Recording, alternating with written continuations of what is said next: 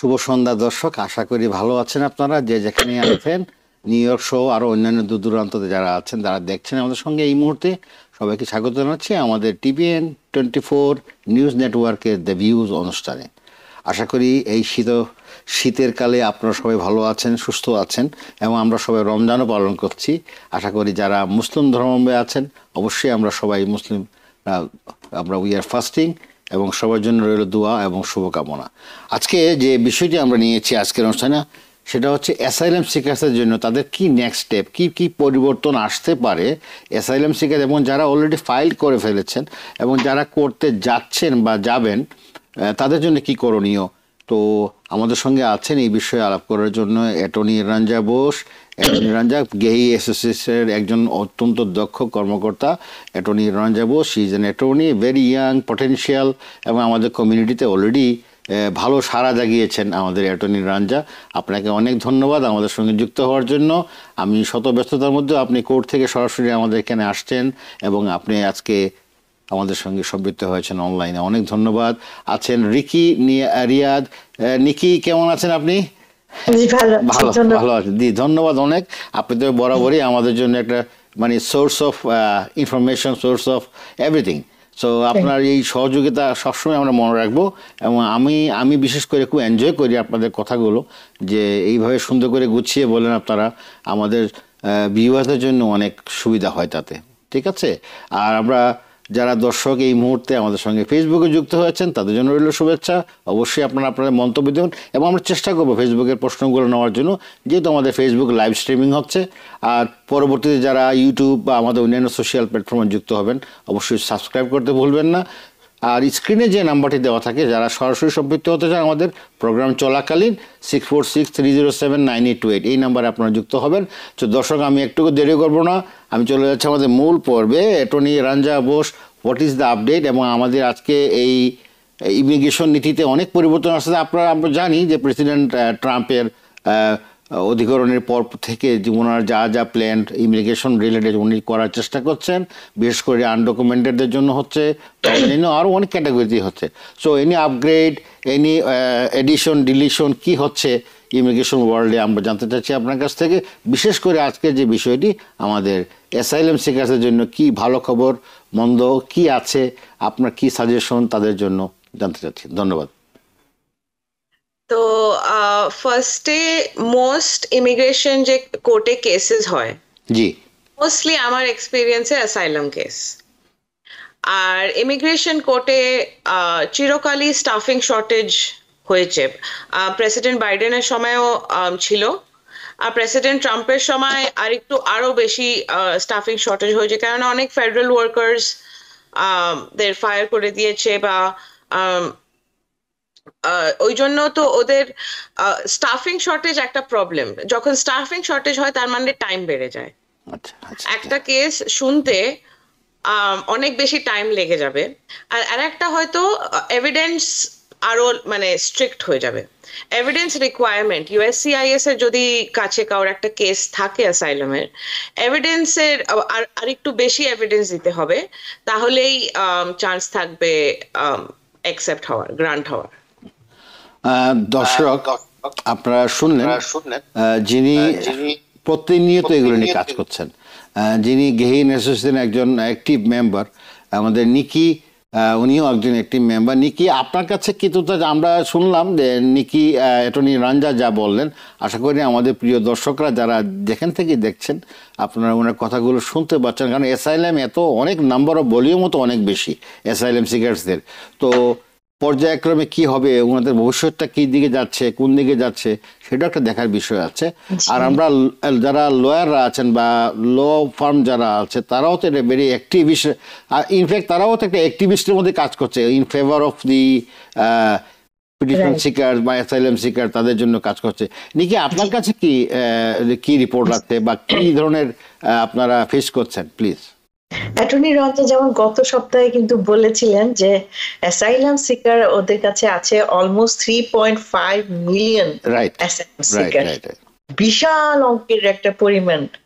এখন তার উপরে অ্যাটর্নি রাঞ্জা বারবার বলছেন ট্রাম্প অ্যাডমিনিস্ট্রেশনে এসে ওরা অনেক স্টাফকে বদলি করে দিয়েছে অথবা ছাঁটাই করে দিয়েছে, জাজদেরকেও বদলি করে দিচ্ছে। কারণ যে সমস্ত জাজ অ্যাসাইলাম সিকারদের পক্ষে কাজ করতেন অনেকটা, মানে ওনাদের অ্যাসাইলাম গ্র্যান্ট হওয়ার পার্সেন্টেজটা হারটা অনেক বেশি ছিল, বিশেষ করে তাদেরকেই ওরা ছাঁটাই করে দিচ্ছে অথবা ট্রান্সফার করে দিচ্ছে। তাহলে বুঝতে পারেন একই পরিমাণ অনেক বেশি, তারপর যারা কিছুটা পক্ষ ছিল তাদেরকেই সরিয়ে দিচ্ছে। এখন স্টাফ শর্টেজ হয়ে যাচ্ছে। একটা কেস ওপেন করতে অনেক স্টাফের প্রয়োজন হয়, আপনারা চিন্তা করে দেখবেন। এখন যদি স্টাফ শর্টেজ হয়ে যায় তাহলে সময় কিন্তু অনেক বেশি লাগবে। আরেকটা কথা যেটা অ্যাটর্নি রঞ্জা খুব সুন্দর করে বললেন, যে আপনারা খেয়াল করবেন আপনাদের যে প্রমাণগুলো আপনারা দিচ্ছেন আপনাদের অ্যাসাইলামের পক্ষে, আপনাদের এভিডেন্স গুলো এখন অনেক স্ট্রং হতে হবে, কারণ এখন ওরা এই জিনিসটা বেশি স্ক্রুটিনাইজ করবে। সো আপনারা যদি এখনো আরো এভিডেন্স আনতে পারেন, এগুলো কিন্তু আস্তে আস্তে এখনো আমরা অ্যাড করতে পারবো।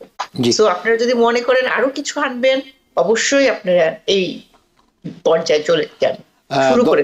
জি, ধন্যবাদ নিকি আপনাকে। দর্শক, আপনারা আশা করি ওনাদের কথাগুলো বুঝতে পারছেন এবং এটাকে আপনারা আমলে নেবেন। ওনাদের কথাগুলো খুবই ইম্পর্টেন্ট। আমাদের প্রচুর ফেসবুকে কমেন্ট আসতেছে, এদিকে আমাদের অনলাইনে আমাদের ফোনেও আছেন, ফোনও লাইভেও আছেন অনেক আমাদের শুভাকাঙ্ক্ষীরা এবং দর্শকরা। কে আছেন লাইনে এই মুহূর্তে ফোনে? আমাদেরকে নাম বলে প্রশ্ন করুন প্লিজ। জি, আসসালামু আলাইকুম। জি, ওয়ালাইকুম আসসালাম। আমি মোহাম্মদ বলতেছি আর কি, ম্যাডাম থেকে। আমার আপনার গ্রিন কার্ডে অ্যাপ্লাই করতে 12 মাস হয়েছে। আচ্ছা, কিন্তু জুরিসডিকশনে আছে, এখন গ্রিন কার্ডটা কি আমরা পাবো কিনা বা কতদিন লাগতে পারে, বা কিসের মাধ্যমে অ্যাপ্লাই করেছিলেন? আপনি অ্যাসাইলামের মাধ্যমে, অ্যাসাইলাম গ্যারান্টেড হইছে আর কি। আচ্ছা আচ্ছা আচ্ছা আচ্ছা আচ্ছা।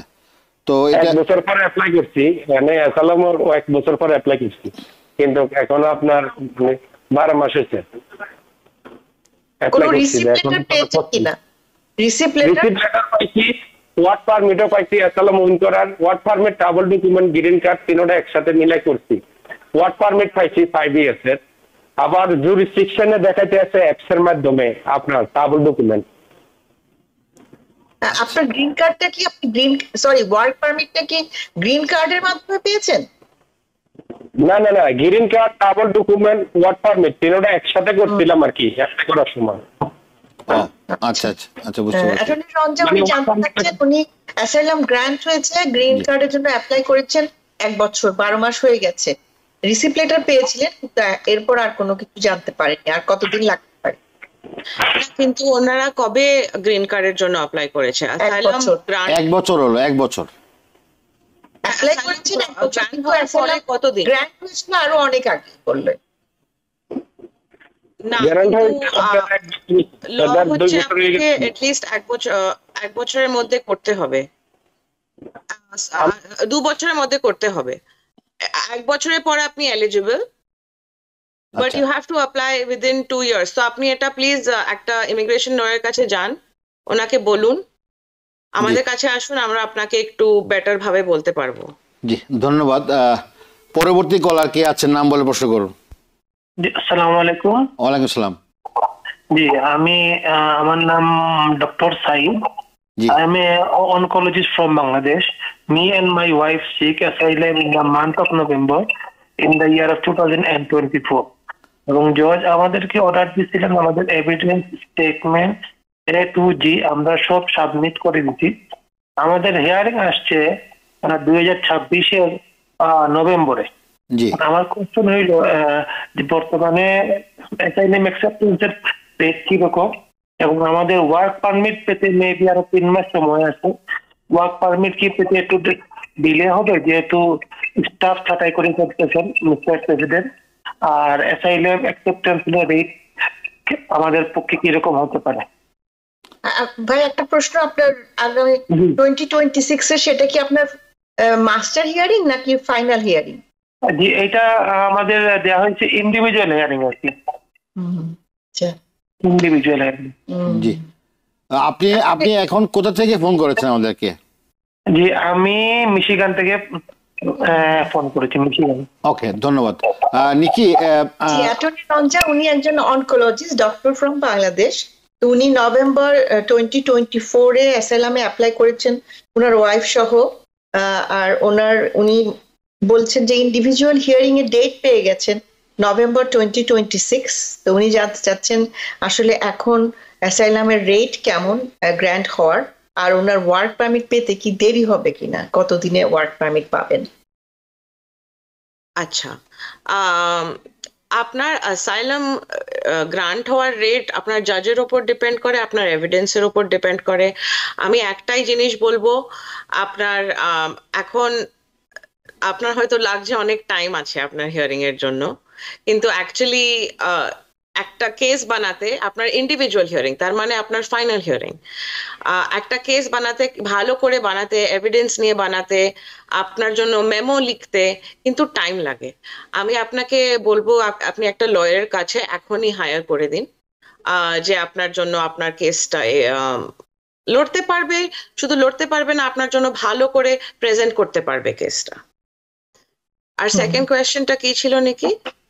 যে ওনার ওয়ার্ক পারমিট পেতে কত দেরি হতে পারে? তো এখন আপনি যদি অ্যাপ্লাই করেছেন নভেম্বর 2024-এ, you are eligible within 180 days. তো আপনি 150 ডেজের মধ্যে অ্যাপ্লাই করুন। ওটা এখন একটু হয়তো টাইম লাগবে আসতে, কিন্তু 6 মাসের মধ্যে ইউ আর এলিজিবল। জি জি, আশা করি উত্তর পেয়েছেন ভাইয়া। পরবর্তী কলার কে আছেন, নাম বলে প্রশ্ন করুন। হ্যালো, জি আসসালামু আলাইকুম। জি ওয়ালাইকুম আসসালাম। আমি মিসেস মুক্তি বলছিলাম জামাইকা থেকে। জি আপা বলেন। জি, আমার লয়ারের কাছে দুটো প্রশ্ন ছিল। জি বলেন। সেটা হচ্ছে, আমি 24 এপ্রিলে আমার ফ্যামিলির অ্যাসাইলাম গ্র্যান্ট হয়েছে, আমি অ্যাপ্লাই করেছি, রিসিভ লেটার পেয়েছি গ্রিন কার্ডের জন্য, কিন্তু আমার ছোট মেয়েটা আন্ডার এজ হওয়াতে ওর নতুন করে ফিঙ্গারপ্রিন্ট লাগবে বলেছে। কিন্তু ফিঙ্গারপ্রিন্ট আমি কিভাবে ফিঙ্গারপ্রিন্টটা দেওয়াবো? আমার লয়ার আমাকে বলেছিল এফবিআই কিংবা ইউএসসিআইএস এর বলছিল এফবিআই দিয়ে ফিঙ্গারপ্রিন্ট নেওয়ানোর জন্য। কিন্তু আমাদের গ্রিন কার্ড অ্যাপ্রুভ হওয়ার পরে আমার ছোট মেয়ের আবার একটা হিয়ারিং হয়েছে, কিন্তু কোনো ফিঙ্গারপ্রিন্ট আমরা ডাক পাইনি। আবার সামনে আমাদের এই এপ্রিলের ফার্স্ট উইকে ওর হিয়ারিং আছে, কিন্তু তার আগে জাজ বলেছিল ফিঙ্গারপ্রিন্টটা কমপ্লিট করতে, কিন্তু ইউএসসিআইএস কিংবা এফবিআই কোনো কিছুর মাধ্যমেই আমি আমার মেয়ের ফিঙ্গারপ্রিন্টটা কমপ্লিট করতে পারি নাই। কিন্তু কিভাবে আমার ছোট মেয়ের ফিঙ্গারপ্রিন্টটা এখন কমপ্লিট করতে পারি, এটা হচ্ছে এখন আমার জানার বিষয়। প্লিজ আমাকে একটু হেল্প করেন। বুঝতে পারলাম না। হ্যাঁ, ওরা হচ্ছে এপ্রিলে 24-এ উনার গ্র্যান্ট হয়ে গেছে অ্যাসাইলাম পুরো ফ্যামিলি, কিন্তু ছোট মেয়ে আন্ডার এজ হওয়াতে এখনো ওরা নতুন ফিঙ্গারপ্রিন্ট চাচ্ছে। উনি আসলে মেয়ে জানতে চাচ্ছেন উনি এফবিআই ফিঙ্গারপ্রিন্টটা কিভাবে করবেন। জি রাইট, এক্স্যাক্টলি, বুঝতে পারছি। তো আপনার ইউজুয়ালি হিয়ারিং এর আগে ইউএসসিআইএস এরই ফিঙ্গারপ্রিন্ট দরকার হয়। ইউএসসিআইএস এর কাছে গিয়েই বায়োমেট্রিক্স দিতে হয়। সেটা থ্রু ইয়োর লয়ার একটা বায়োমেট্রিক্স রিকোয়েস্ট পাঠাতে পারে ইউএসসিআইএস এর কাছে, তারপর ওনারা আপনাকে একটা অ্যাপয়েন্টমেন্ট লেটার দেবেন। এফবিআই ফিঙ্গারপ্রিন্ট আলাদা জিনিস। এফবিআই ফিঙ্গারপ্রিন্ট তখন হয় যখন যে অ্যাপ্লিকেন্ট বা যে পেটিশনার, সে তাকে নিজের এভিডেন্স দিতে হবে কি আমার কোনো ক্রিমিনাল হিস্ট্রি নেই। তো সেই কেসে আপনি যদি গুগলে যান, fingerprint submit fingerprint to FBI করুন, আপনাকে আপনার ইমেল দিতে হবে, আর ওই ইমেলে আপনি একটা লিঙ্ক পাবেন। ওই লিঙ্কের থ্রু আপনি ইনফরমেশন পাবে কি এফবিআই এর কাছে কিরম করে ফিঙ্গারপ্রিন্টটা সাবমিট করতে হবে। আপনাকে একটা হয়তো এফবিআই লোকেশনে যেতে হবে অ্যাপয়েন্টমেন্ট নিয়ে, নিয়ারেস্ট এফবিআই লোকেশনে গিয়ে আপনাকে ফিঙ্গারপ্রিন্টটা দিতে হবে। ধন্যবাদ ধন্যবাদ।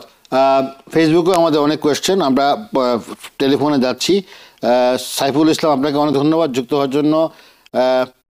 রঞ্জার জন্য একটা সুখবর, মানে একজন খুব অ্যাপ্রিসিয়েট করছেন, একজন মোহাম্মদ আব্দুর রকি বলছে অ্যাটর্নি ম্যাডামকে খুব অনেক সুন্দর লাগছে। ঠিক আছে। Thank you so much. হ্যাঁ, ওকে। কাজী আমরার কানান উনিও আমাদেরকে রমাদান উইশ করেছেন। তারপরে আছেন আমাদের একজন এডি চয়ন, যিনি বাংলাদেশ থেকে সরাসরি দেখছেন, ওনাকে সবসময় আমরা পাই। এডি চয়ন, আপনাকে এত ঘুরে বসে আমাদের সুদূর বাংলাদেশ থেকে আমাদের সঙ্গে সম্পৃক্ত হয়েছেন, এর জন্য অনেক অনেক ধন্যবাদ। রাজীব আহমেদ জানতে চাচ্ছেন যে যারা এখন নতুন করে ঢুকতেছে তাদের অবস্থান কেমন হতে পারে? তাদের অবস্থা এখন আনফরচুনেটলি একটু আনসার্টেন।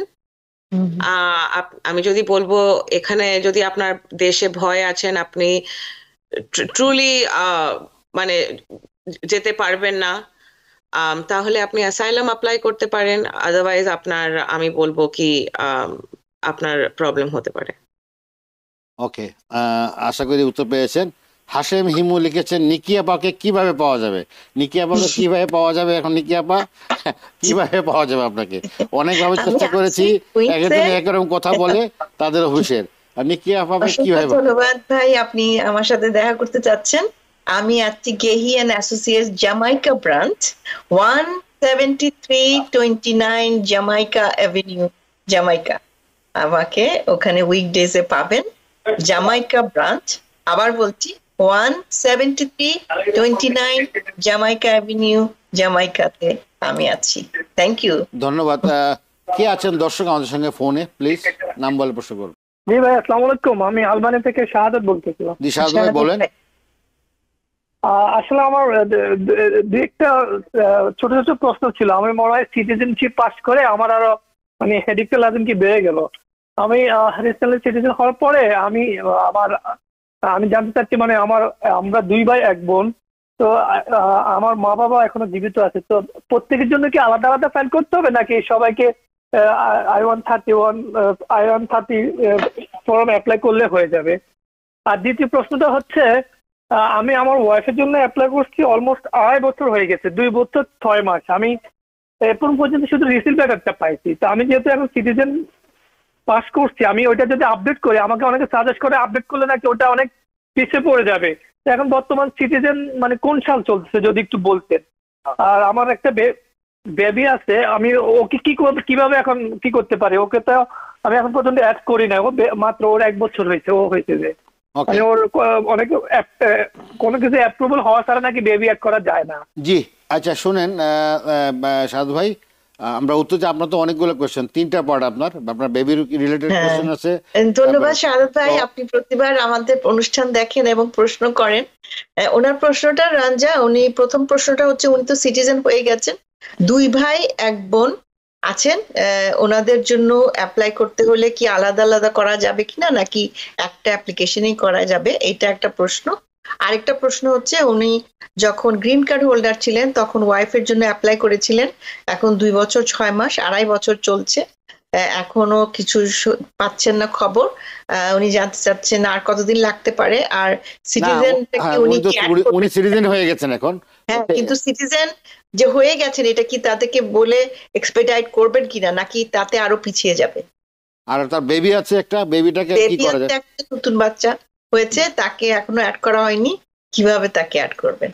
হ্যাঁ, তো আপনার যে ফার্স্ট কোয়েশ্চেনটা আপনি যে জিজ্ঞেস করছেন ভাই বোনের জন্য কি করে আপনার করতে পারবেন, পেটিশন করতে পারবেন, আপনাকে সবার জন্য আলাদা I-130 অ্যাপ্লিকেশন আলাদা করতে হবে, অ্যাপ্রুভাল আসবে, তারপর প্রায়োরিটি ডেট কারেন্ট হবে।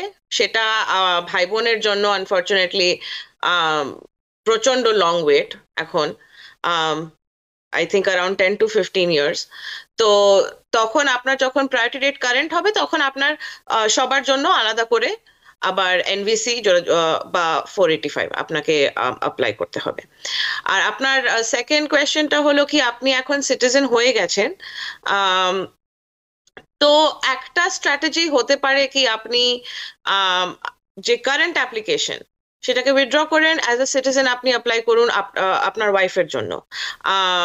ওইটা একটা স্ট্র্যাটেজি হতে পারে, বা এটার জন্য আপনি ওয়েট করতে পারেন। এটা অ্যাকচুয়ালি আপনার চয়েস।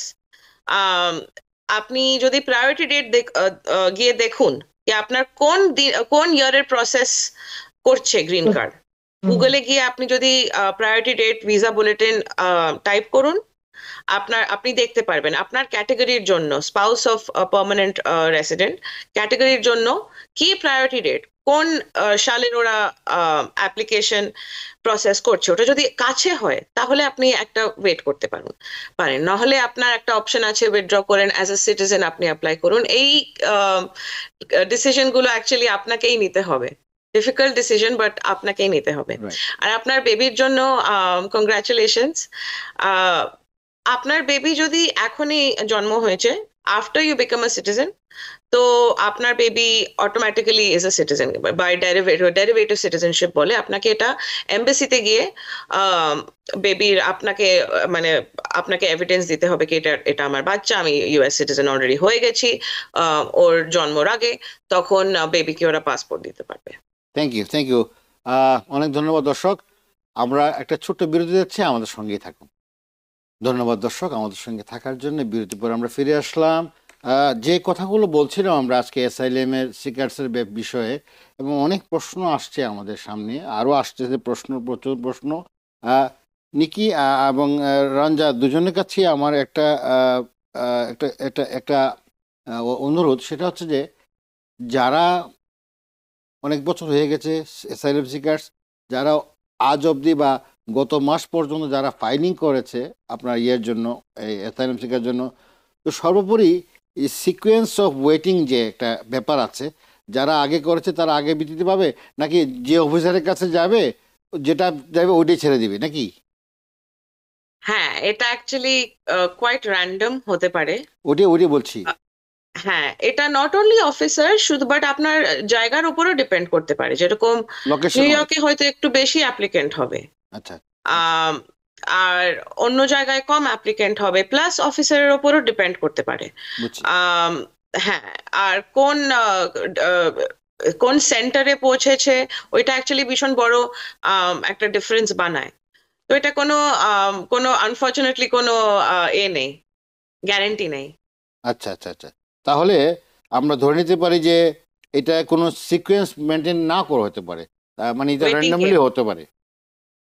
আচ্ছা, থ্যাংক ইউ। এখানে একজন প্রশ্ন করেছেন খালেদ সাহেব, খালিদ ইয়াসিন। সম্মানিত অ্যাটর্নি মহোদয়ের কাছে আমার একটা গুরুত্বপূর্ণ প্রশ্ন। আমার ভাতিজা কানাডা বর্ডার ক্রস করে আমেরিকায় অ্যাসাইলাম ক্লেম করেছিল। ইতিমধ্যে তার 2025 এপ্রিল মাসে ফাইনাল হিয়ারিংয়ের ডেট চলে এসেছে। এদিকে একজন গ্রিন কার্ড হোল্ডার পাত্রীর সাথে তার বিয়ে ঠিক হয়েছে। আমার প্রশ্ন হচ্ছে, বিয়ের পর তার স্ট্যাটাস কোন ক্যাটাগরিতে চেঞ্জ হবে, বা নতুন কি হতে পারে? নতুন কোনো আপডেট আছে বিয়ের ক্ষেত্রে, এবং বিয়ের পরে কি কখনো কোনো ডিপোর্টেশনে কোনো ঝুঁকি থাকবে কিনা? ফার্স্ট কোয়েশ্চেনটা কি বললে স্যার আপনি? উনি কানাডা বর্ডার দিয়ে এসে অ্যাসাইলামের জন্য অ্যাপ্লাই করেছেন, তারপর একজন গ্রিন কার্ড হোল্ডারের সাথে বিয়ে হয়েছে। এখন ওনার কি হতে পারে? এখন কি কোনো মানে ভয় পাচ্ছেন কোনো ডিপোর্টেশন অর্ডার হয়ে যেতে পারে? না, ভদ্রলোকের 25 এপ্রিলে তার হলো final hearing. In between they got involve with a green card holder, একটা মেয়ের সঙ্গে তার হয়তো বা বিয়ের চলছে বা বিয়ে ঠিক হয়ে গেছে অলরেডি। তো in that case what will be the remedy? তার কি পরে কি আবার তার সমস্যা হবে, ডিপোর্টেশন হবে, কিছু হবে নাকি না? হ্যাঁ, আমি বলবো আপনাকে ফার্স্টলি কংগ্রাচুলেশনস। সেকেন্ডলি আমি বলবো আপনি প্লিজ একটা লয়ারের কাছে গিয়ে এখন কনসাল্ট করুন। আপনার যদি হিয়ারিং আসছে তাহলে হাই টাইম আপনি একটা লয়ারের কাছে এখন গিয়ে কনসাল্ট করুন। আর এবং আপনার যে বিয়ে হচ্ছে, হয়তো লয়ার আপনাকে আরো একটু স্ট্র্যাটেজি দিতে পারবে যদি কিছু করা যায় কেসটা নিয়ে। কেননা আপনি বর্ডার ক্রস করে এসছেন আর আপনার স্ট্যাটাস নেই, আর আপনার যে ফিয়ান্সে তার এখনো গ্রিন কার্ড আছে, সিটিজেনশিপ নেই, ওই জন্য হয়তো কটা একটু প্রবলেম হতে পারে। ওই জন্য আমি বলবো এখন আপনি একটা লয়ারের কাছে গিয়ে। ধন্যবাদ। আমাদের সঙ্গে একজন আছেন, টেলিফোনে যুক্ত হয়েছেন। কে আছেন ভাই? নাম বলে প্রশ্ন করুন প্লিজ। হ্যালো, আসসালামু আলাইকুম। নাম বলুন। জি, আমার নাম খালিদ, আমি নিউ জার্সি থেকে বলছি ভাই। জি খালিদ ভাই বলেন। আমার দুটি প্রশ্ন, আর একটি হলো আমার বাঙালি যারা মনে করেন ওই অ্যাটর্নি আছে ওনাদের জন্য একটি কথা। তো প্রশ্নগুলো আগে করে ফেলি, দুটি প্রশ্ন খুব ছোট ছোট করে নিব। প্রথম প্রশ্নটা হচ্ছে যে আমি আমার I-130 আমি লাস্ট 2 ইয়ার্স হয়েছে আমি ওইটা সাবমিট করেছি, স্টিল ইজ পেন্ডিং। বাট এর মধ্যে আমার একটা লেটার এসেছিল, তো আমি আউট অফ স্টেটে আছিলাম, আমার বেবি ওই লেটারটাকে হারিয়ে ফেলেছে। তো এই লেটারে যেমন এরকম আছিল আমার লাস্ট 5 ইয়ারের ডাটাটা দেওয়ার জন্য, আমি কোথায় কাজ করেছি, কোথায় ছিলাম বা না ছিলাম। সো ওই লেটারটা আমি লুজ করে ফেলেছি, আমি পাই নাই। সো আমি USCIS তে অনলাইনে কন্ট্যাক্ট করার চেষ্টা করছি, এই অনলাইন অ্যাক্সেস নাম্বারটা আনার চেষ্টা করছি, বাট ওইটা এনে কাজ হয় নাই। সো এক্ষেত্রে আমি ওই লেটারটা সম্বন্ধে কি করতে পারি? ওকে, সো একটু যদি একটু প্রশ্ন আছে ভাই, আপনি I-130 আপনি কারোর জন্য করেছেন না আপনার জন্য কেউ করেছে? আমার জন্য আমার ওয়াইফ করেছে। আমি এখানে অ্যাসাইলাম সিকার, সো আমার asylum case pending, next year final hearing. নিকি ওনার ওয়াইফ ওনার জন্য করেছে? আপনার ওয়াইফ কি সিটিজেন নাকি গ্রিন কার্ড হোল্ডার? না, উনি গ্রিন কার্ড হোল্ডার, তবে আমি লাস্ট 2 ডেজ হয়েছে ওনার জন্য সিটিজেনশিপের জন্য অ্যাপ্লাই করেছি। আচ্ছা, তো ওইটা একটু যদি ওই এখানে আবার যদি নাম আপনার I-130 কি অ্যাপ্রুভ হয়েছে নাকি এখনো পেন্ডিং? স্টিল পেন্ডিং, এখনো পেন্ডিং। আচ্ছা, আর আপনার হিয়ারিং কবে বললেন? আগস্ট 2026। আগস্ট 26। নাম্বারটা যদি আমার একটু দিতেন, আপনার নাম্বারটা আমি একটু উপকৃত। জি ভাইয়া, আমরা সবকিছু আপনাকে, আপনি একটু ধৈর্য ধরুন, একটু একটা একটা করে আনসার করছি আপনার। রাঞ্জা এবং নিকি, আপনার দুজনই বুঝতে পেরেছেন, ভদ্রলোক একটা চিঠি আসছিল ওই ওনার ডাটা দেওয়ার ব্যাপারে, তো he lost it somehow, his son or somehow it has been lost. উনি অনেকবার চেষ্টা করেছে ওই ইউসিসি ওয়েবসাইটে বিভিন্ন জায়গায়, করতে পারেনি। এখন how to get that letter, এই চিঠিটা কিভাবে উনি পেতে পারে, 1 নম্বর। আর 2 নম্বর প্রশ্ন হচ্ছে যে ওনার কি হতে পারে, যে উনি যে কথাগুলো বললেন রিগার্ডিং I-130। হ্যাঁ, তো এখন ইস্যু হচ্ছে, আমার মনে হয় আপনার একটা রিকোয়েস্ট ফর এভিডেন্স RFE এসেছিল I-130 জন্য, আর ওটা এখন যদি হারিয়ে গেছে, RFE ইউজুয়ালি একটা টাইম লিমিট থাকে, ডেডলাইন থাকে। তো ওই ডেডলাইনটা পাওয়ার জন্য, হয়তো ডেডলাইন চলে গেছে, হয়তো যায়নি, ডিপেন্ড করে কত আগে এসেছিল। আমি সাজেস্ট করবো আপনি এটলিস্ট আপনার রিসিট নাম্বারটা নিয়ে, মানে আপনার রিসিট যে লেটার I-130, ওটা নিয়ে আপনি আপনার নিয়ারবাই USCIS অফিসে যান, একটা আইডেন্টিটি অ্যাপয়েন্টমেন্ট নিয়ে ওখানে যান, আর আপনি বলুন কি আমার RFEটা হারিয়ে গেছে, আমি এখন এক্স্যাক্টলি কি করতে পারি। আর আমি সেকেন্ডলি বলবো কি, আমার মনে হয় আপনি যেরকম বললেন কি আপনার 2 দিন আগেই আপনার ওয়াইফের জন্য কেউ সিটিজেনশিপ অ্যাপ্লাই করেছে, তার মানে যখন আপনার I-130 আপনার ওয়াইফ অ্যাপ্লাই করেছিল তখন সে গ্রিন কার্ড হোল্ডার ছিল। তো আপনার অ্যাসাইলামের কেস আসছে, আমি বুঝতে পারছি। আপনি একটা লয়ার, আপনার যে লয়ারের কাছে লয়ার যে আছে, সে আপনার হয়তো কেসটা ডিসমিস করে দিতে পারে, বা এটলিস্ট কিছু ট্রাই করতে পারে কি দেখুন এনার ওয়াইফ আছে, আপনার যদি বাচ্চা আছে সেটাও একটা ফ্যাক্টর হয়। তো আপনি একটা লয়ারের কাছে যান, আর আপনার RFEটার জন্য আপনি আপনার রিসিট লেটারটা নিয়ে USCIS এর কাছে যান, ওরা হয়তো আপনাকে হেল্প করতে পারবে। জি, ধন্যবাদ। পরবর্তী কলার কে আছেন, নাম বলে প্রশ্ন করুন। হ্যালো, আসসালামু আলাইকুম। ওয়ালাইকুম সালাম। আমি মিশিগান থেকে বলছি, আমার নাম হাসান। আমি B1 B2 এর বিষয়ে এখানে আসছি। আমি অ্যাসাইলাম করতে পারবো বা চলে যেতে হবে দেশে, বা ভিসাটা চেঞ্জ করতে পারবো কিনা? ধন্যবাদ। রাঞ্জা, উনি মিশিগানে আছেন, B1 B2 তে ট্রাভেল ভিসাতে আসছেন, উনি বলছে উনি করতে পারবে কিনা। না, ডেফিনেটলি করতে পারেন, বাট তবেই করুন যখন, যদি আপনার সত্যি ভয় আছে কি বাংলাদেশে আপনি ওয়াপাস যেতে পারবেন না, তাহলে আপনি 1 বছরের মধ্যে অ্যাসাইলাম অ্যাপ্লাই করতে পারেন।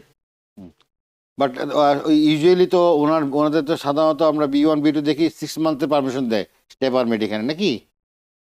হ্যাঁ, ইউজুয়ালি 6 মান্থ। ওটার এক্সটেনশন আপনি অ্যাপ্লাই করতে পারেন, কিন্তু এক্সটেনশনের জন্য একটা রিজন হতে হবে, মানে মেডিকেল রিজন বা কিছু একটা হতে হবে। জি জি জি, থ্যাংক ইউ ভেরি মাচ। কে আছে পরবর্তী দর্শক, নাম বলে প্রশ্ন করুন। জি ভাই, আমি সাদত হোসাইন বলছি। জি সাদত ভাই, আপনি আবার মানে একটু, আরেক সাদত ভাই, আচ্ছা ঠিক আছে, আমাদের আরেকজন সাদত ভাই একটু আগে কথা বলেছেন, এই জন্য বললাম।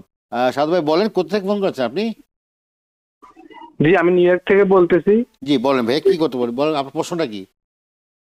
আমার প্রশ্ন হচ্ছে, আমি আন্ডার পিএইচডি উইন হয়েছি, এখন আমার I-360 অ্যাপ্রুভ হয়েছে, তো এখন আমাদের কি কোনো সমস্যা হতে পারে? আমরা তো এখনো গ্রিন কার্ডের অ্যাপ্লাই করতে পারিনি। রাঞ্জা, I-360 বললেন ভাই? জি, I-360। I-360 বাবা কেস। হ্যালো হ্যালো ভাই, আমাদের কথা শুনতে পাচ্ছেন? আচ্ছা রাঞ্জা, উনি বলছেন যে I-360 অ্যাপ্রুভ হয়েছে কিন্তু গ্রিন কার্ডের জন্য এখনো অ্যাপ্লাই করেননি, ওনার কি কোনো ভয় আছে কিনা, যেহেতু উনি এখনো গ্রিন কার্ডের জন্য অ্যাপ্লাই করেননি? হ্যাঁ, না, আপনি তাড়াতাড়ি অ্যাপ্লাই করে ফেলুন। ইউজুয়ালি 2 বছরের মধ্যে অ্যাপ্লাই করা উচিত। আপনি তাড়াতাড়ি অ্যাপ্লাই যত তাড়াতাড়ি করতে পারেন করুন। জি, okay, thank you thank you thank you. আমাদের ফেসবুকে আসছেন একজন নাহার জামান।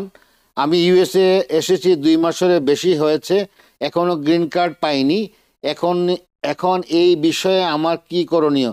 আমি কিভাবে এই বিষয়ে আপডেটেড থাকতে পারি? প্রবাবলি উনি হয়তোবা ইমিগ্রেন্ট ভিসা নিয়ে আসছেন, গ্রিন কার্ড পাননি এখনো, মানে ওয়েট করতেছেন। তো উনি বলছেন এই বিষয়ে ওনারা কি করতে পারে? আমি বুঝলাম না এক্স্যাক্টলি ব্যাপারটা। আচ্ছা, ওনার প্রশ্নটা হচ্ছে রঞ্জা, উনি সম্ভবত ইমিগ্রেন্ট ভিসা নিয়ে আমেরিকাতে এসেছেন, 2 মাস হয়ে গেছে, এখনো মেইলে গ্রিন কার্ড পাননি, উনি এখন কি করবেন? তো ওনারা কি ওই গ্রিন কার্ডের ভিসাটা নিয়ে এসেছেন? কোন ইমিগ্রেন্ট ভিসা নিয়ে এসেছেন? হ্যাঁ, সেটা বলেন। ইমিগ্রেন্ট ভিসা নিয়ে এসেছেন। আচ্ছা, ইমিগ্রেন্ট ভিসা হয়তো যদি গ্রিন কার্ডের একটা ভিসা হয়, যেটা মানে আপনাকে গ্রিন কার্ড আপনার অলরেডি অ্যাপ্রুভ হয়ে গেছে, আর ওটার জন্য আপনি একটা ভিসা পেয়েছেন এন্ট্রি করার জন্য। আচ্ছা, ওইটা যদি আপনার কেস হয়, তাহলে আপনার গ্রিন কার্ড আসার কথা। আপনি একটু ফলো আপ করতে পারেন USCIS কে ইমেল বা কল করে। বাট আপনি যদি কোনো নর্মাল B1 B2 ভিসা এসছে, এমনি করে তো গ্রিন কার্ড পেতে পারবেন না, আপনার একটা রিজন হতে হবে। আমার মনে হয় গ্রিন কার্ডের ভিসাটা নিয়ে এসছে। আমি যদি একটু বলি রঞ্জা, আমাদের আসলে বেশ কয়েকজন আমাদের কাছে এসছেন এই ধরনের সমস্যা নিয়ে। ওনার মনে হচ্ছে উনি ইমিগ্রেন্ট ভিসা নিয়ে এসছেন, তার মানে বাংলাদেশে ইন্টারভিউ দিয়ে উনি ভিসা পেয়েছেন, ইমিগ্রেন্ট ভিসা, স্পাউস হতে পারে, ছেলে মেয়ে হতে পারে। তো সেইভাবে এসে এখানে আসার পরে অনেকের 2-3 মাস হয়ে যায়, গ্রিন কার্ড হাতে পান না। আমরা অনেক সময় সাজেস্ট করি, আপনি যদি নিউ ইয়র্কে থেকে থাকেন তাহলে 26 ফেডারেল প্লাজায় কিন্তু আপনি একদিন সরাসরি ভোরে চলে যাবেন, তারপর ওদেরকে বলবেন গ্রিন কার্ড এখনো পাননি। এটা একটা ব্যবস্থা হতে পারে। আচ্ছা আচ্ছা, এখন আরেকজন জানতে চেয়েছেন যে এটা খুব ন্যাচারাল, কারণ মানুষ তো আসলে খুব ফ্রাস্ট্রেটেড হয়ে যাচ্ছে, প্রত্যেকটা ক্যাটাগরিতে এখন স্লো। উনি জানতে চাইছেন F4 ভিসা ক্যাটাগরি কি অবস্থা, F4 ভিসার ক্ষেত্রে কি ট্রাম্প কোনো সমস্যা করবে কিনা, F4 ক্যাটাগরিদের মানে ট্রাম্পের অ্যাডমিনিস্ট্রেশনের যে নতুন নীতি আসতেছে তাতে কোনো এফেক্ট হবে কিনা, F4 ক্যাটাগরির কোনো সমস্যা হবে কিনা, মোহাম্মদ সাদাত হোসেন উনি জানতে চাচ্ছেন এক ভদ্রলোক। হ্যাঁ, তো আনফরচুনেটলি আমার কোনো গ্রেট নিউজ নেই কি হয়তো তাড়াতাড়ি হবে না, কিন্তু ভালো নিউজ হয়তো আরো একটু মানে যেরকম স্লো হতে থাকবে, কিন্তু হয়তো অ্যাপ্রুভাল রেটটা কমবে না, কেননা আপনার অলরেডি অ্যাপ্লাই করে দিয়েছেন। তো ওইটা একটা ভালো নিউজ। তো ওটাই বলতে পারি, ওয়েট করতে থাকুন, ভিসা বুলেটিন চেক করতে থাকুন। ওকে, ধন্যবাদ রাঞ্জা এবং নিকি। আমাদের জন্য আমরা সবসময় আপনাদেরকে আমরা অ্যাপ্রিসিয়েট করি আপনাদের পার্টিসিপেশনের জন্য। TBN এর দর্শক যারা এতক্ষণ আমাদের সঙ্গে ছিলেন সবাইকে ধন্যবাদ জানাচ্ছি। আপনারা বিভিন্ন জায়গা থেকে আমাদের সঙ্গে সম্পৃক্ত হচ্ছেন, ফোনে এবং ফেসবুকের মাধ্যমে এবং অন্যান্য আপনার অনলাইন আমাদের যে প্ল্যাটফর্ম আছে, আপনারা অবশ্যই আমাদের সঙ্গে থাকবেন। আজকে আমাদের এই আয়োজন ছিল। সবাই ভালো থাকুন, সুস্থ থাকুন। আজকের মধ্যে বিদায় নিচ্ছি।